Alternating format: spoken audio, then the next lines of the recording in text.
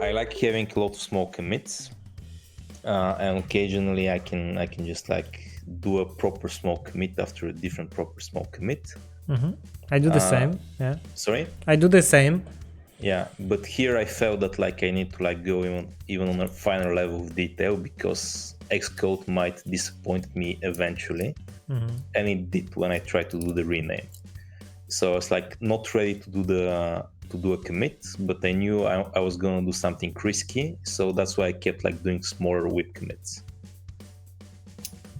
And then I just like did git rebase interactive and just like merge them into one. I use this as an opportunity to go through all the code we've written to make sure I'm not missing something, or I didn't do anything stupid, or just like remind myself what this was all about.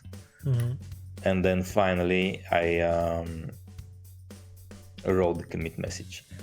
And I chose to keep it brief because I don't think there's anything much interesting to say, really. Again, everything is pretty stock. To be fair, if we were not on a screencast, I would have not added this part either. But I just wanted to show that I can do bullet lists. But yeah, I mean, like, basically we're just adding a controller for pull requests. I like to keep the first line very short, so I think this is enough. More, we can go into saying like we add a view controller for that, but I don't think it's necessary. Here's like a bunch really minor detail, and this one is like kind of important because if somebody else is monitoring my work, I kind of want to indicate that I'm thinking about those things, but I'm not gonna do it now. So at the end, the fact that you didn't have errors but that you don't handle errors or paging very well, but it kind of works. It's kind of work in progress still. Yeah, because essentially, and actually this commit is a good example of that. You have three different audiences with commit message. You have like people browsing through the whole history and they just care about this line. Like, what happened, the main message, I put this feature on. Yeah. You have people who are doing git blame and they're looking at individual commits to figure out what the hell happened.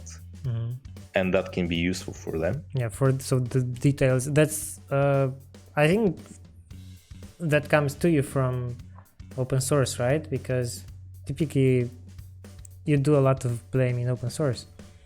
Yeah, maybe, but I've also found that you do a lot of blaming at work as well. Okay. And especially if you're remote and you cannot like go over the next desk and like start poking somebody about why the heck did they do it, or they left the company. Yeah, it's really important to have good commit messages.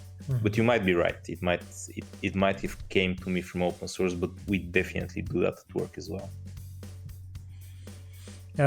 I found it interesting that, well, I do the same very small commits, but you talked about risk. So that's my approach as well. So the riskier you feel, you make smaller commits.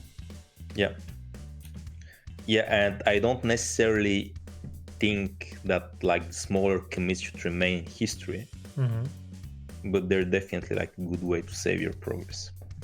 I feel like it's a kind of an undo button that I have, and it showed it was very good.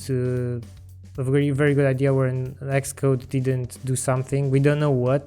Just go back, do it again, the same thing, and then it worked. A rename, that's something should be very simple. So. Yeah, maybe when we look at the recording, we'll spot the error, but it's just not worth it at the moment we were doing it. And it can take so much time. Yeah. Just to understand what the hell happened. It's a lot easier to say, okay, go back, reset to head, and then do it all over. It's 2 minutes max or 1 minute. Yeah, exactly.